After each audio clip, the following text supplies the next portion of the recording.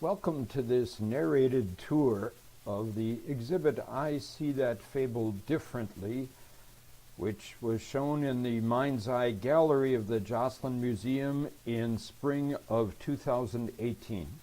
I'm Father Greg Carlson, and I am delighted to be your narrator for this walk through the exhibit. The exhibit shows the Carlson Fable Collection, which has now some 9,000 plus books and perhaps 5,000 objects, all of them expressing fables. I have been collecting these books and objects for something like 35 years. About 20 years ago, the Jesuit community and I donated this collection to Creighton University. And at that point, Creighton took up the resourcing of the collection, and I have had the lucky title of being the collection development agent. This issue of Creighton's Window magazine celebrated the coming of this collection to Creighton's library. This is what the Mind's Eye Gallery looks like at the Joslyn Museum. And there are some 40 plus works illustrated here surrounding 13 different fables.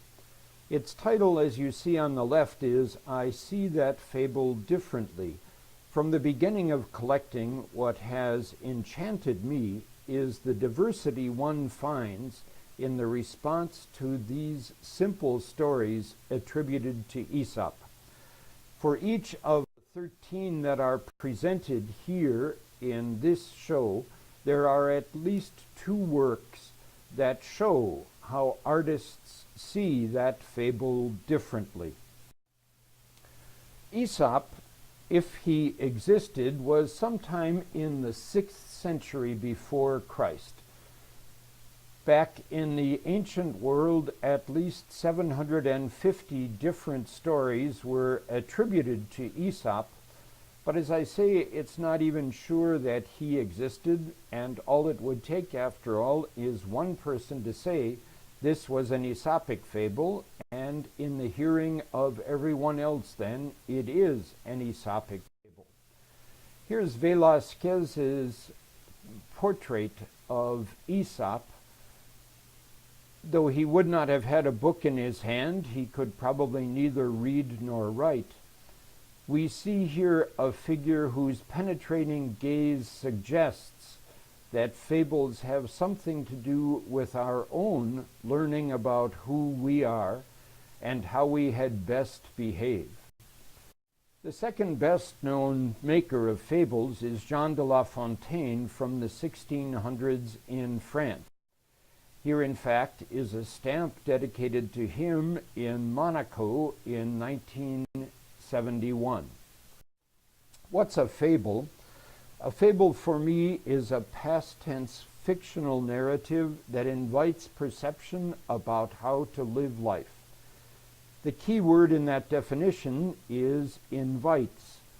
No fable commands a particular kind of insight, but every fable is so constructed that it invites us to perceive something about how to live life. A fascinating experiment is to tell a story at a dinner table, to ask people to fashion silently what would be their understanding of what this story invites us to do, what behavior it commends, and you will probably find as many different formulations as there are people at the dinner table. The first of the fables presented in this show is The Grasshopper and Ant. Sarah Chamberlain here in 1979 presents a beautiful woodblock illustration with the grasshopper on top and the ant below. The way she tells the fable really is not the way Jean de La Fontaine tells the fable, even though she attributed it to him, and he's an important teller of this fable.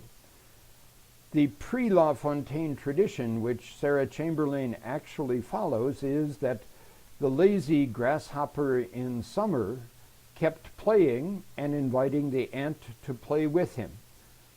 The ant always refused, saying, "I have to work to be ready for the winter."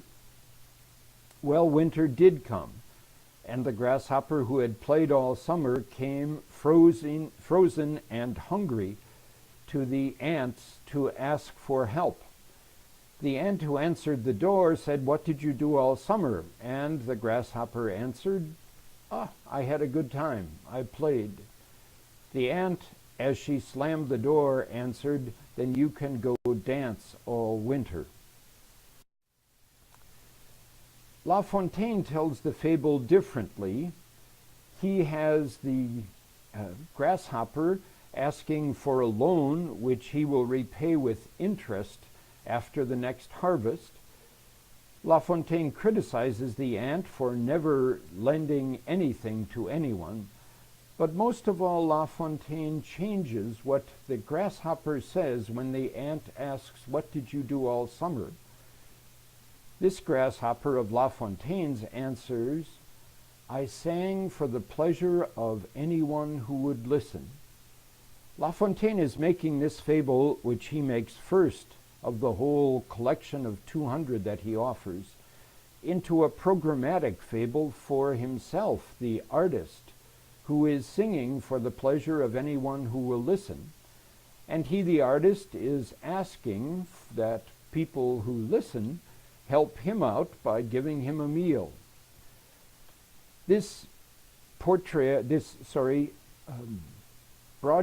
broadside from Quenellet in the late 1800s gives a good understanding of how La Fontaine presents the fable. The scantily clad grasshopper, freezing in her thin gown with her bare feet, is a beauty asking for support. The niggardly ant is a bourgeois mother with 2 children, warmly wrapped in their clothes with head coverings, protected by the gate that is their door, and rejecting the ant's plea for help.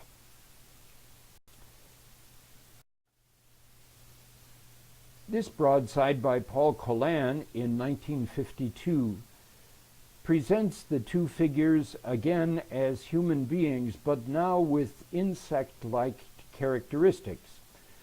The ant opening the window to hear what the grasshopper is asking has an insect-like arm that's opening the wooden shutter of this window. The grasshopper, with her bowed head, perhaps in submission or dejection or humility, has an insect-like body formed by the back of her blue gown. Colin's colors are beautiful, but the gesture of rejection is again all too clear. The ant is sending this grasshopper out to die. Benjamin Rabier did wonderful animal cartoon presentations around the turn of the century. Those who have had cheese from the cow that smiles will recognize the work of Benjamin Rabier, which has been the label for that brand name ever since. Rabier presented lots of different books of animal drawings. Here he has the grasshopper singing either on or next to a snail at the top. To the right of the text, the ant is busy all summer working and gathering food. As we move down the left side of the fable, the grasshopper comes to the ant asking for the loan that he needs to make it through the winter, and the grasshopper has had the door slammed in his face at the bottom left, where we see that the ant is in fact in her winter home, identifiable by the smoke coming out of the chimney. That it is a well-to-do home is identified by the bag of food waiting there at the door. So this grasshopper has been rejected, If we look at the bottom, we see Rabier's graphic presentation of what happens to the grasshopper after being rejected, with his instrument or her instrument in the snow. The insect lies dead. Rabier also did a beautiful set of knife rests for a fancy French place setting. Each of the knife rests has a flat surface on which the knife can be rested, here formed by the roof of the ant's home. You can see the ant blocking the doorway while the musical grasshopper asks for a loan. Gustave Doré may do one of the most compelling and detailed presentations of La Fontaine's understanding of this fable. Here we again see a beautiful artiste with her musical instrument in hand, asking for a loan to make it through the winter. The bourgeois mother stands in the doorway looking down and on and despising this grasshopper. Her son, with his hat, has the same kind of look of rejection towards this woman. But as a student pointed out to me, the little girl has a different sort of look towards this female, in whom she may well see a grown-up, alive version of the little doll she clutches in her arm. That this family is well-to-do, well-supplied for the winter, is clear by the cart of potatoes sitting at the little girl's feet, and also by the abundant wood gathered before the door. But everything about this home of the ant is angular, cold, and forbidding. The grasshopper will find no help here.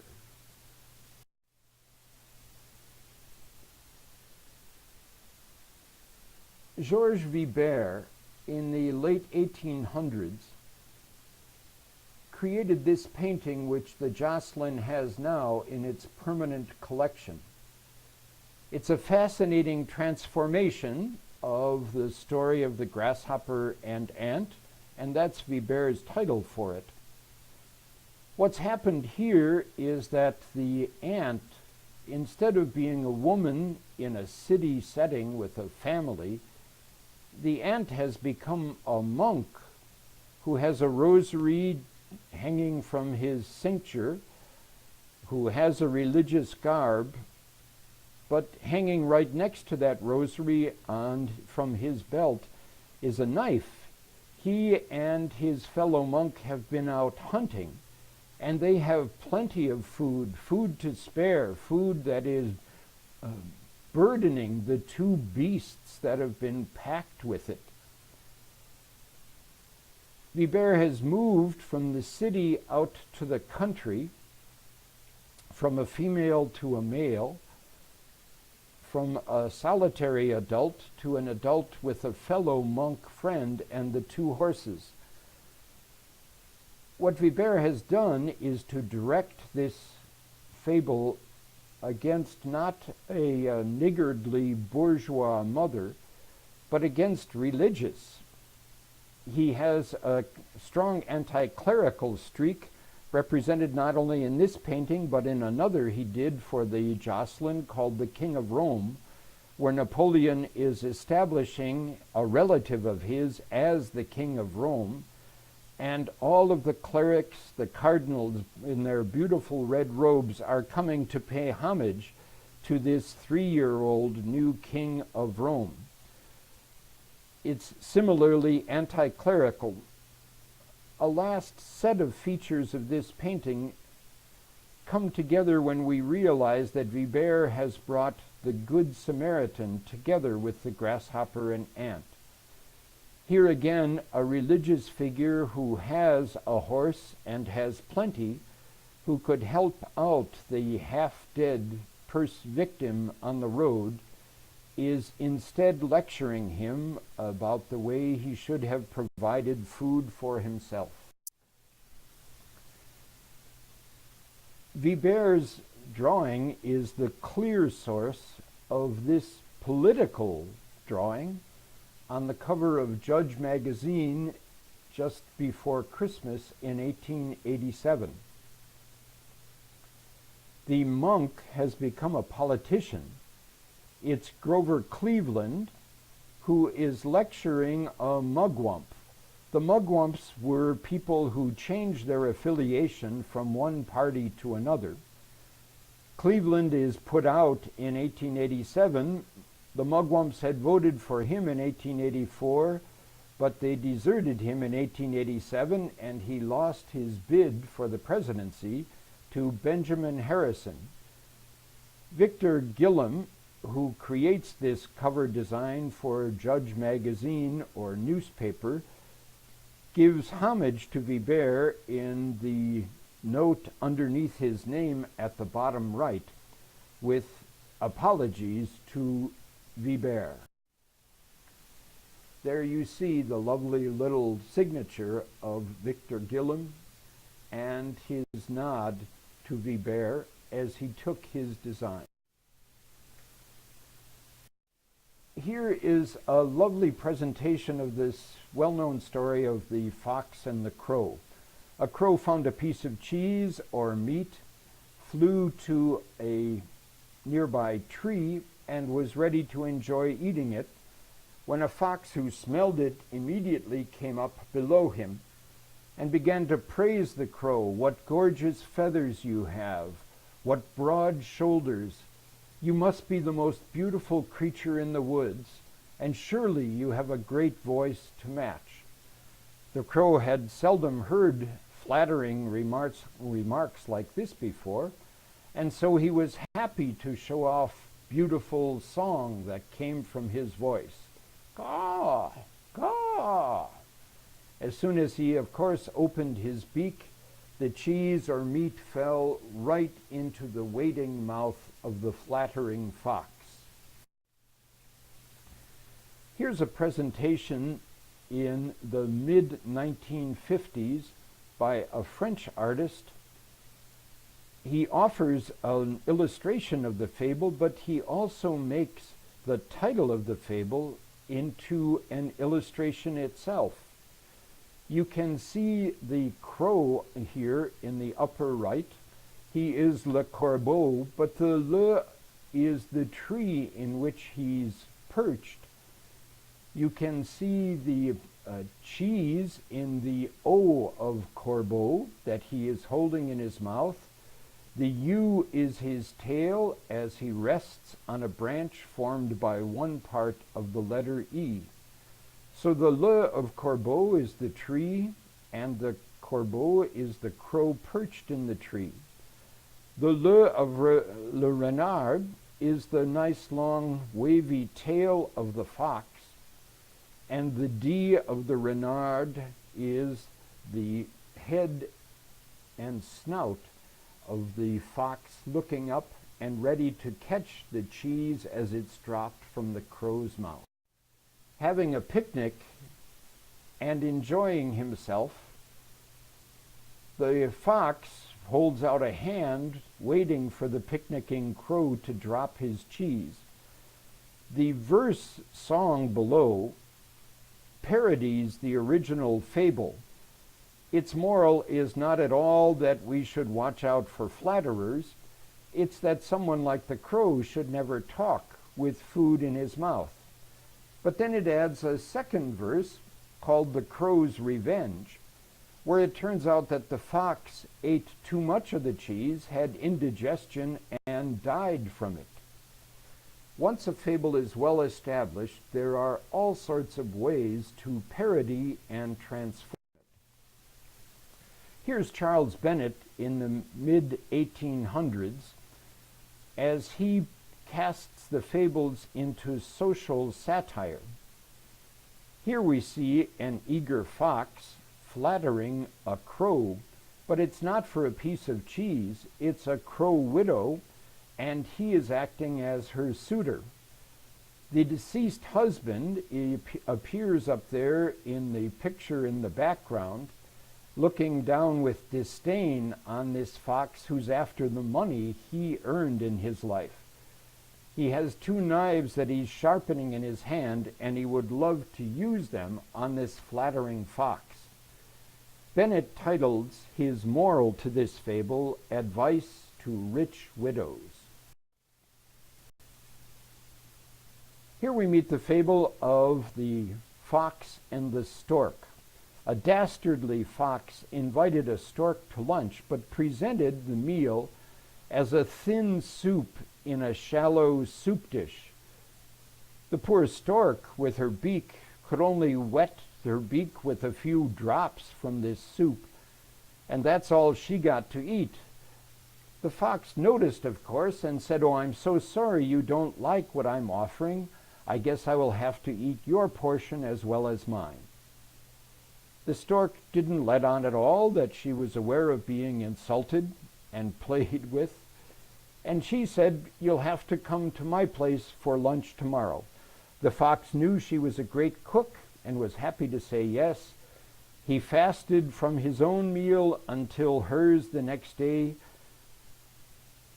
He smelled the great cooking as he approached her home, but what the stork made was a thicker stew, and she served it up in long, tall vases. All the fox could do was to sniff around the mouth of these vases, while the stork was able to pull out morsel after morsel of delicious food. She, of course, said to the fox, "Oh, I'm so sorry you don't like what I prepared for you. I guess I'll have to eat your part, too." Turnabout is fair play. What you see here is several of 10 matrushkas, nesting dolls, that present one after another phase of this fable. Actually, on the largest of these were before, so you take one of the nesting dolls out of another to see another phase in this fable. By the smallest of the nesting dolls, there is no fox and no stork left.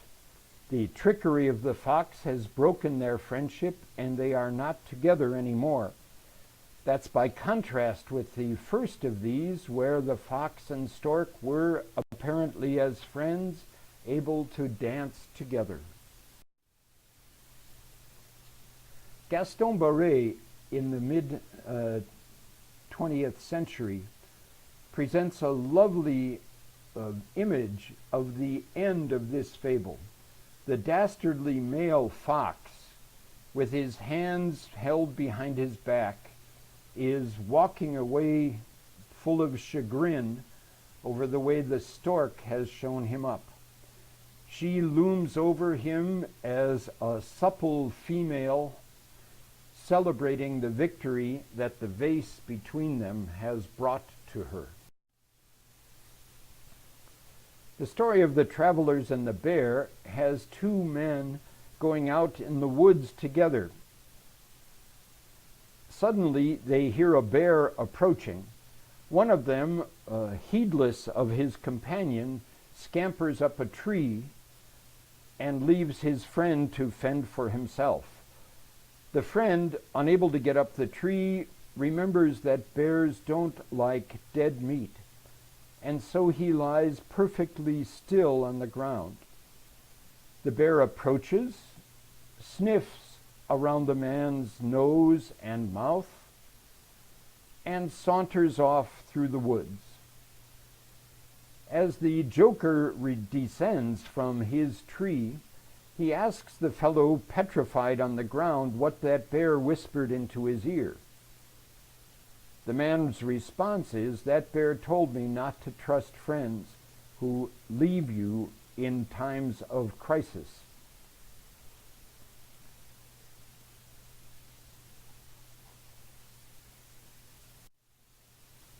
John Tenniel, famous for his illustrations for Alice in Wonderland, did this lovely illustration for the beginning of the story in his edition of Aesop's Fables, which is ironic, by the way, because his editor disapproved of many of his illustrations asked Tenniel to modify and edit them, and even brought in another engraver, John Wolfe, to improve on Tenniel's drawings. He gives a good sense here of the bear, and his engraving allows him to show the bear at some depth. We see the bear's face, but the face of neither of the men. In fact, the joker of the men is well hidden there up in the perch of the tree, of one of these two trees that so nicely frame the beginning of the text in Tenniel's illustration. Alexander Calder, the maker of mobiles, does illustrations that have characters created by lines like the wires of his mobile that are more or less suspended in space. Here he creates two pairs, each a human being with another creature. The joker on the left is like a monkey with all four of his limbs twined around parts of the tree, looking down on the scene below. His partner, the human being, is splayed down on the ground with all four of his limbs flat on the earth. Calder, who likes to have fun with his fable illustrations, has this bear sniffing not the man's nostril and his mouth, but another part of his anatomy. Scott Rolfe is the creator of assemblages. Actually, he's a creator of assemblages more generally, but he put together a group of them and published them as a book, all of them presenting Aesop's fables. So here is one of his shadow boxes created from found objects, from flea markets, garage sales, junk stores. He does a great job here of presenting the two human beings. Their limbs are created from little spoons and forks. The one in the tree, I think, presents a particular focus of interest. He's not perched way up in a tree, he's quite low, and he's scared as he clings onto the branches of this tree. The bear presents a rather stolid appearance as against these two human beings who are trying to deceive. One might say that this artwork presents the question, who's deceiving most? The human being in the tree, the human being on the ground, or perhaps the artist who creates this art with found objects? Here's a close-up of the traveler in the tree, showing his fork arms and his very frightened face.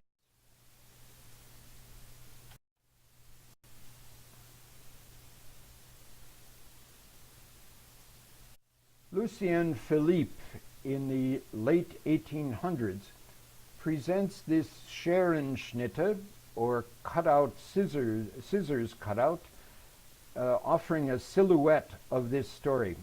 Philippe follows La Fontaine's telling, where the two men went out actually having already sold the bear skin to a furrier, and now they're going to hunt down the bear that they've already sold.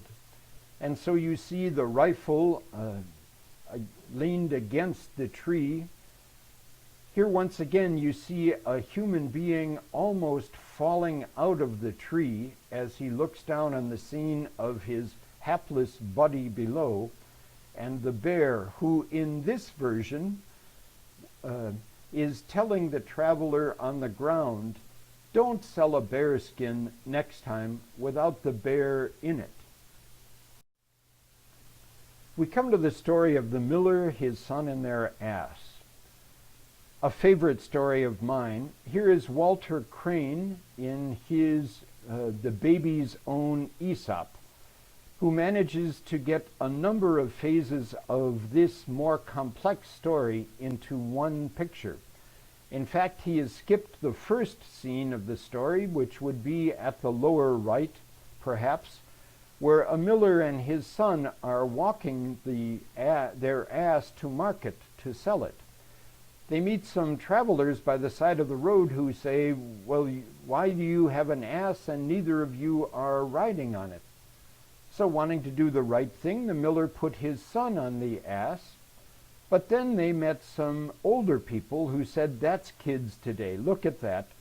The child rides and the man has to stumble along beside."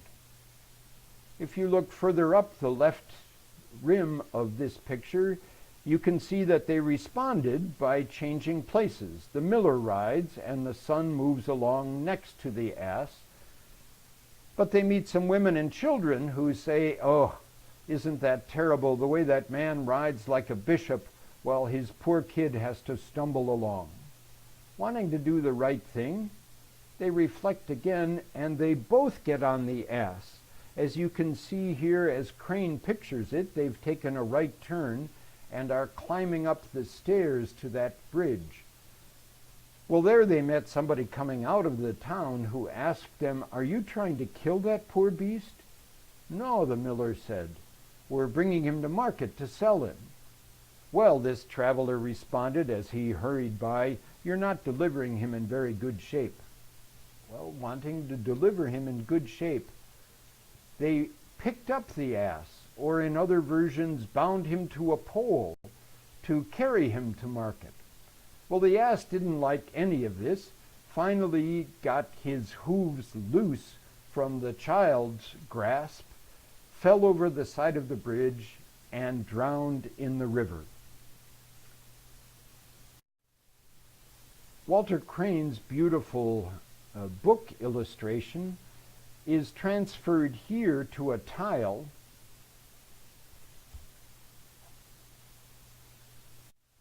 This tile was done by the Zanesville Tile Company of Zanesville, Ohio. Not only have we moved from one medium to another, we've moved from England to the United States.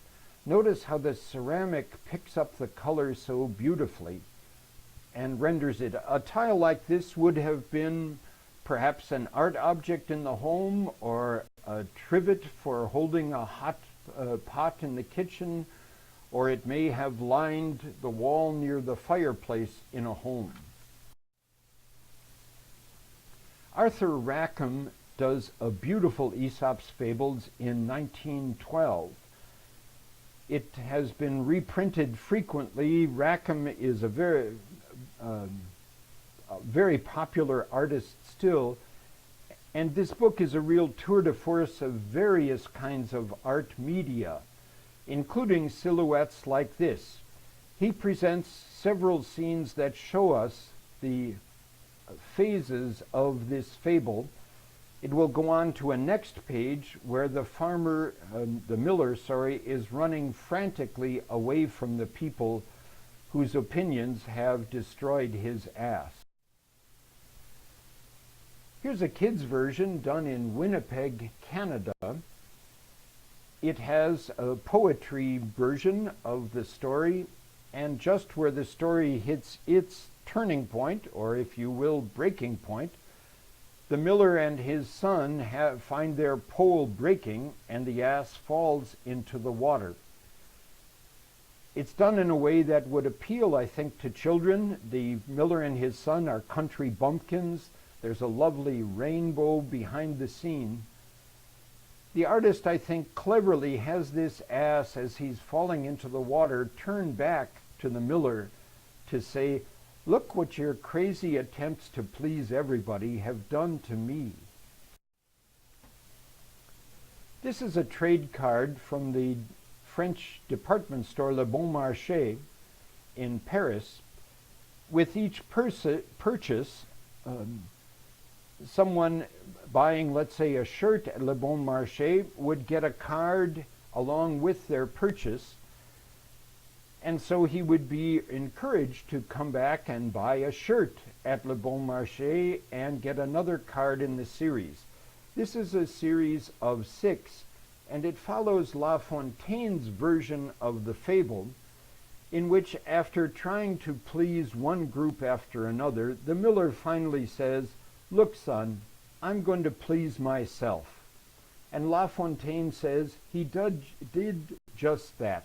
He did it the way he wanted, and he did it just fine. So here you see the miller walking along peacefully with his ass. Here's the fable of the ox and the frog. It's often told this way, that a little frog came running back to its mother saying, "Oh, mother, a huge beast stepped on all my brothers and sisters and killed them." The mother frog asks her child, "Ah, he was big. Was he as big as this?" and began to puff herself up, the way we've seen frogs puff their skin. "Oh, no, mother," the little frog replied, "much, much bigger."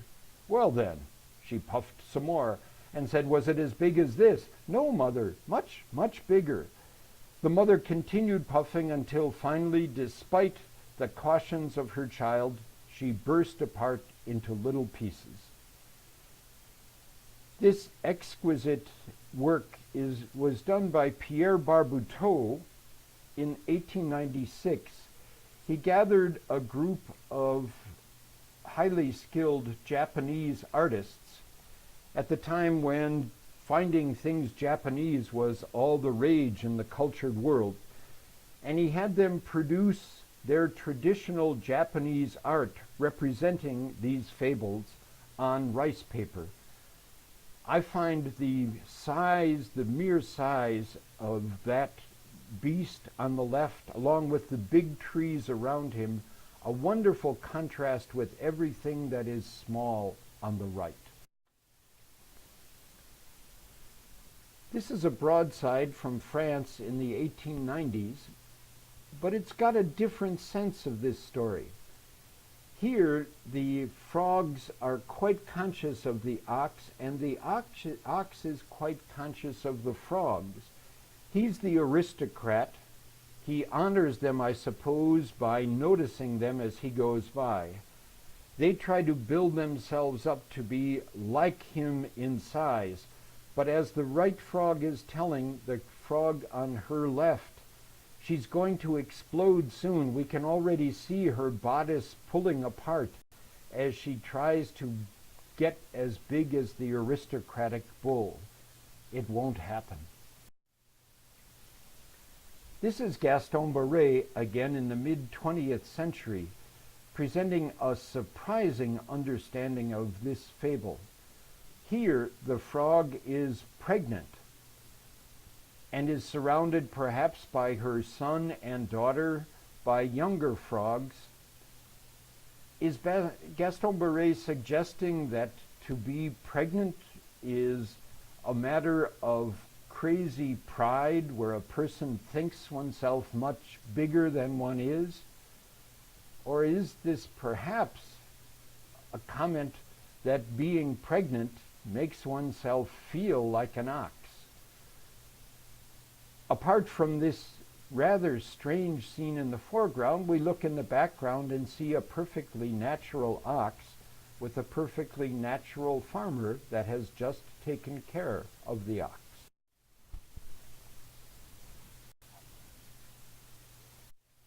Here's Charles Bennett, who sees the fable in the fable a comment on aristocratic and the rest of society in the England of his day. For him, the ox is clearly an aristocrat that looks down on the nouveau riche frog, who wants to be of the same level as the ox, but cannot be, even though this frog thrusts out his chest and his head is much bigger than it normally would be. You'll never do as well, poor frog, as the ox. Bennett explains in his moral that the recently rich who tries to emulate the aristocrat will go to pieces in the effort. Here's a story of the pig and the sheep, or the pig, the sheep, and the goats. It's presented in Milo Winter's The Aesop for Children, a version that has been reprinted every 10 years since its beginning early in the 20th century. This fable has the sheep or the sheep and the goats saying to the pig, "Why are you making such a ruckus and such a fuss? We've gone to market with the farmer many times over." The pig answers with a tear in his eye, "Look, when the farmer takes you to market, it's to have your wool shorn, it's to get your milk. For me, it's my bacon and ham thereafter. You go to market to come back. I go to market to die." Here we see a farmer who rather enjoys the theater of the whole thing, as he's got the pig in an unusual grasp that lets the pig and the other animals converse face to face. Marc Chagall did a wonderful edition of La Fontaine's fables in 1952, illustrating fully 100 of them in a limited edition of 200. The Carlson Fable Collection has purchased 2 of those etchings of Chagall. He sees this fable differently. Notice the sheep and the goat quietly at the back of this cart that we're seeing in a couple different dimensions. The pig, though, is animated, is suspended in air or jumping and has its mouth open. Similarly, the farmer has his mouth open, and these 2 characters, the farmer and the pig, share the same slightly diagonal orientation.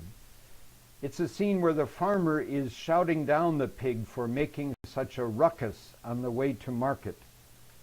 This scene is not going to end well for the pig. The fable of the North Wind and the Sun is done in this lovely rendition. It's by Roger Chapelain-Medy. The north wind was bragging so regularly that it was the strongest thing around that the sun finally said, "Let's have a contest." They agreed that they would see which of the 2 of them could get a coat off a traveler. Chapelain-Medy here shows the forceful north wind blowing up a black rage. It's got Medusa-like hair and is surrounded by gray clouds. Its force is so strong that it whips up the ocean here, whose waves tear down a tower. But the traveler, red, white, and blue, traveling along on his horse, merely gathers the coat or cloak more closely around himself, however hard the wind blows. The wind in the fable finally gives up because the traveler just gathers his coat more closely around himself. But the wind is sure that the sun can't get the coat off a traveler. The sun smiles down on the traveler, and soon enough, the traveler is getting warm and loosens his coat. The sun keeps shining, and the traveler may start to sweat a little bit and finally takes the coat off himself. Persuasion by the sun did more than force by the wind. The sun, perhaps like Huckleberry Finn, got someone to do the work for him. The wind never realized that the sun could invite the traveler to take the coat off himself. This beautiful edition was done by inviting 20 young French artists in the 1960s, each to choose a fable and to illustrate it. Chapelain-Medy, I think, does a wonderful job. Here's a close-up of that wind practically bursting his cheeks, blowing down hard on the traveler. Scott Rolfe creates another shadow box to present this assemblage or assemblage of an Aesop's fable. Notice what he does with the north wind. It's formed out of a bulb with some wire concentric 3-wire circles. A couple of little cones of wire make the eyes. The force of the north wind is shown in a very fine mesh. The sun, in the meantime, up in the upper right, also has 2 eyeballs and 3 concentric circles, and a little bit of a sense of a mouth that is breaking into a smile. I think Scott Ralph's focus is on the traveler and on his 2 arms that clutch the coat or cloak more tightly around him. Here's a close-up of that traveler as he travels along with his arms held tight around him. Another lovely work. The story of the horse and the mule has a mule heavily laden with baggage for a merchant, while the horse travels along without anything on his back. The mule finds the going so tough with his heavy load that he stops to ask the horse, "Couldn't you help me take some of this load?" "No," the horse answers, "you're the pack animal, I'm the noble animal." The mule goes on and struggles even further and says, "Are you sure?" And the horse interrupts him and says, "No, it's your job." The mule finally breaks down and dies on the road. The merchant, who has been following them, comes up, takes the whole load that has been on the mule, and puts it on the horse's back. Not only that, he either skins the mule and puts the skin on the horse, or takes the whole mule and puts it on the horse. Sometimes a little bit of self-interest can lead us to help those who are around us. This painting by Yves Breyer, in that same set of fine work done by French artists in Paris, this work highlights the difference between the horse in white and the mule in darker colors. The horse is looking at the mule and answering him. He's looking down upon him arrogantly. The load that's going to make such a difference for both of them is done in bright colors. The background is not so important in this rendition, and we don't even see the merchant that owns both of these beasts. Here's a platter done by the Spode Tableware Company in England in the 1830s. It came as a gift to the collection from Glenwood, Iowa, from Barb Marcuson. It was given to her by her husband, who found it in Jamaica and brought it home to her, a collector, as a gift.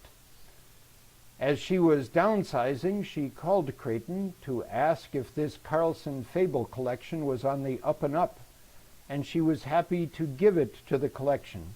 She had actually had it presented in the Antiques Roadshow, and it made it one level short of being actually on TV. And their people gave her a good assessment of it, praising highly the picture in the center, which focuses in on the moment of crisis when the overladen mule breaks down and dies. The mule himself is shown there in his last moments, while the proud horse hardly even takes notice of him. His focus is still on going ahead, unconcerned with the fate of the mule that will make his life a lot harder in just a few. Story shows us that this is a platter showing ancient wisdom.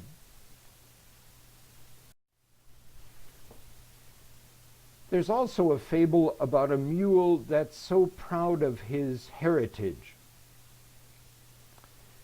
The fable is told in different ways. In this version by La Fontaine, the mule works for a bishop and so is very proud of himself. He will even get up on a stump and preach to other animals, many of whom in this rendition, by the way, seem utterly uninterested in what the mule has to say. But long life brought the mule beyond that short career to become at the end of his life just another pack animal, heavily laden at the bottom of the page, carrying loads and working in the mill you see on the right, passing by in this final scene at the bottom, nothing but an outhouse. He's been brought to his own level by life's time. J.J. Granville did one of the most famous editions of La Fontaine's Fables in 1838. Here on the left is his picture of the mule so proud of his heritage, showing you the manuscript of his relative, of his ancestor, the horse. By the way, the picture behind this proud mule with his headdress and cloak is nothing but a working mule. And that's what this mule will become on the right-hand page at the end of this fable. Proud mule, but not for long. Jean-Baptiste Oudry did one of the most lavish editions of La Fontaine's Fables in the 1700s. It was actually meant as cartoon designs for tapestries to be done at Versailles. Here we have Oudry's beautiful classic presentation of the mule who had been so arrogant early in life, but now is reduced to being a pack animal who works in the mill. In the strange irony of this sort of scene, we see a low-class animal brought low in art that was meant to entertain high-class human beings in one of the most lavish palaces ever made. David Shore illustrates La Fontaine's Fables and picks up this fable of the mule so proud of his ancestry. We see an ugly face of a mule. Is he winking to us, proud of his heritage? He's holding open the book of his ancestry. But Shore presents this after Goya.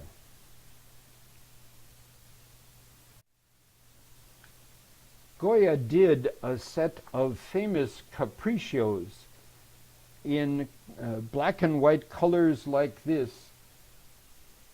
Goya described his famous capriccios as depicting, and I quote, the innumerable foibles and follies to be found in any civilized society, and the common prejudices and deceitful practices which custom, ignorance, or self-interest have made usual. So here an Enlightenment fabulist looks on the silliness of the mule who is proud of his heritage. He will come to regret his arrogance.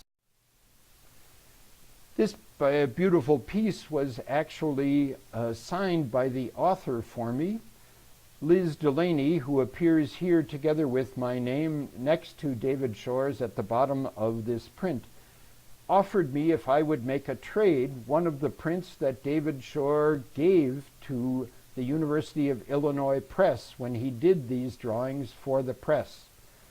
I had my choice of which one I would take and was happy and proud to take this one, and David Shore signed it for me after the bargain Liz Delaney and I had made trading fable books. Gaston Barré here presents the story of the banker and the cobbler. The cobbler or shoemaker, Gregoire, loved his work so much that he sang from early morning until late at night as he worked on shoes. Across the street, a banker who was full of anxiety had lots of trouble getting to sleep.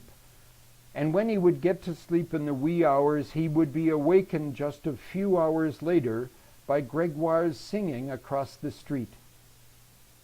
The banker tried something to stop Gregoire's singing, and it was this. He invited Gregoire over and asked him how much he made a day. And Gregoire said, well, most days I make a little bit, but one day is different from another. Well, how much do you make in a year? Oh, I have no idea. But I try to make ends meet and put food on the table and feed my family and take care of them. The banker, who couldn't believe someone who didn't know exactly how much he made, pulled out a large bag of gold coins and gave it to Gregoire. Gregoire didn't know there was so much money in the whole world. He brought it home and hid it. But then, as he was working away, he was worried that someone would find the gold where he hid it, and he would stop his shoemaking and go to check the bag of gold. At night, he would wake up time after time, afraid that the hiding place of the gold was being found out. Every creak in his home gave him deep concern.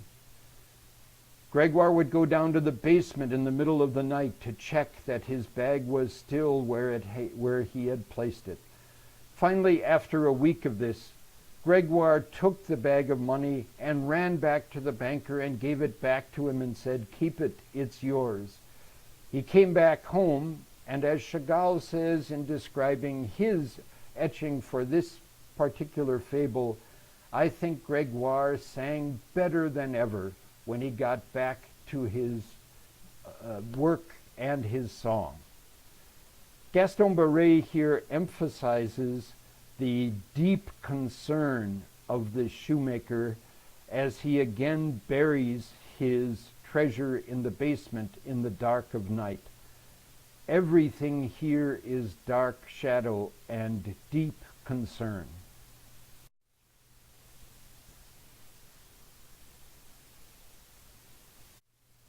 Jacques Lagrange did this cartoon strip for the same set of 20 pieces created by 20 different artists. He sees the fable differently. In the upper left, he has Gregoire singing away, and his song is marked by the multicolored notes coming out of Gregoire's happy mouth. As we follow the cartoon series across the top, middle, and bottom, we next see in the upper right 2 panels together showing the banker reaching over the bag of money to Gregoire. Once again, the banker is highlighted with multicolored shirt and leggings even. For him, I think these multicolors express money, what's important about him, as the colors expressed song, as what's important about Gregoire.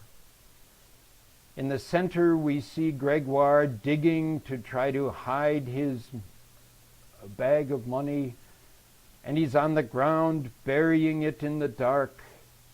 He can't sleep because he's so worried about his money downstairs, so that finally in the bottom row he runs back to the banker to give the money back, and then as the artist Lagrange sees it in the lower right panel, he sings with a song even more beautiful than the song at the beginning of this lovely fable.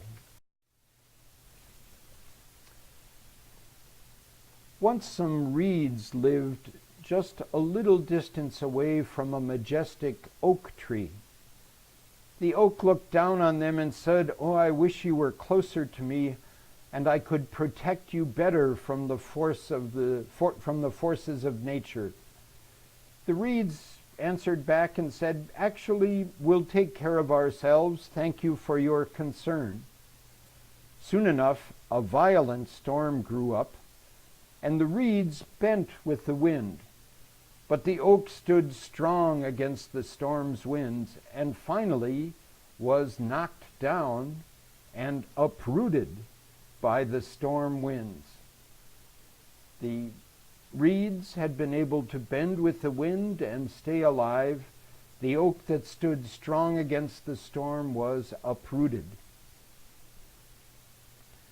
Rolando Do offers a lovely presentation of this fable.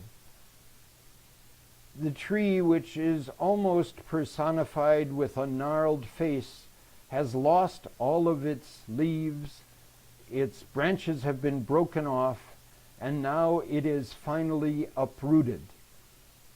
We see a kind of menacing human or superhuman figure in the dark behind it, perhaps a bad spirit of the storm that has uprooted it, leaning at the same angle at which the tree is leaning. But the reeds are leaning at the same angle too, but they'll survive, and they've got some of the blue sky behind them that shows that they have survived for another day when the oak has destroyed itself by its arrogant resistance. Hans Erni, in his lovely presentation of La Fontaine's fables, personifies the reeds and the oak in a different way. He has a young face in the reeds on the left-hand page, bending with the wind, able to adapt and survive. It may take a moment for us to find the personified face of the oak as it has been laid waste, as it's been laid horizontal. Arrogance has led to a fall. There's the lovely presentation of the reeds.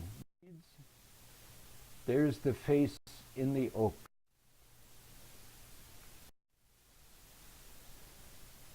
The Coach and the Fly is a lovely La Fontaine fable which shows an old-time horse-drawn coach carrying some passengers.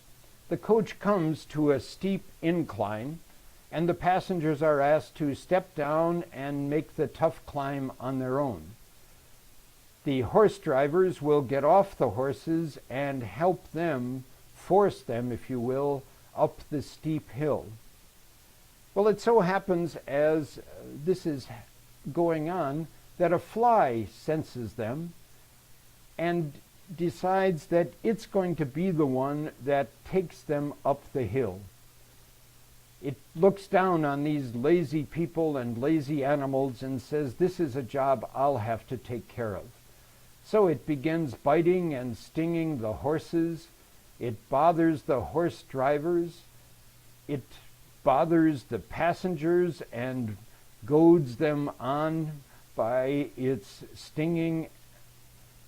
And finally then, when it believes that it has done the whole job of bringing coach and passengers to the top of the hill, it asks for its reward. Of course, we remember what the reward of a fly would be.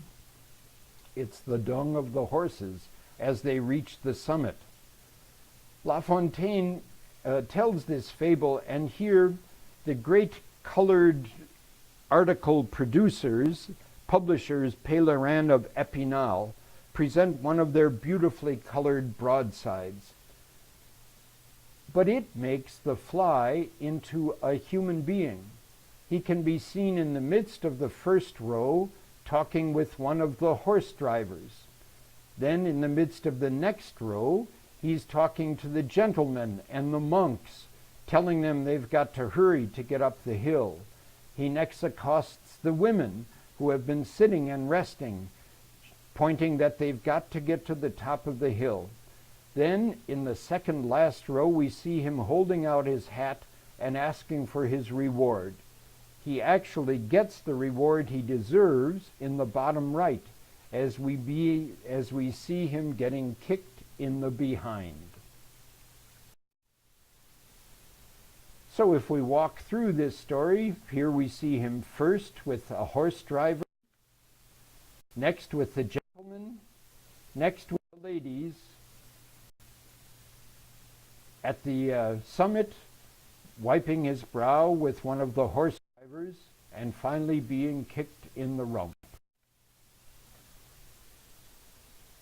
The transatlantic ship line Compagnie Générale Transatlantique hired an artist, Jean Mercier, to do the murals in their kiddies' room on their transatlantic liner. He did it so well that they asked him to do the artwork for the menus that would present La Fontaine's fables for each of the meals of their crossings. So there would be an illustration on the front of the menu, and on the back would be a French and English version of the La Fontaine fable. Here he's doing the same fable we just looked at on the broadside from Pèlerin of Epinal. In the background of this picture, we see one of the horsemen straining with the horses, trying to lift up this steep incline. In the front, in the foreground, we see the travelers themselves climbing up, including a monk reading his breviary. The fly is outside the picture. The artist puts the fly where he belongs. He didn't really do anything to accomplish this task, and so he belongs outside the picture. But the fly is rendered so realistically that in a trompe-l'œil mode, people picking up the menu are going to whisk the fly off their menu. We've fooled you. And of course there is the consolation too that the traveler is looking into this scene of travelers who had it a lot rougher in their stagecoaches than these travelers have it in their luxury Atlantic liner. Here's a close-up of that picture that shows you the straining horses and the guests climbing the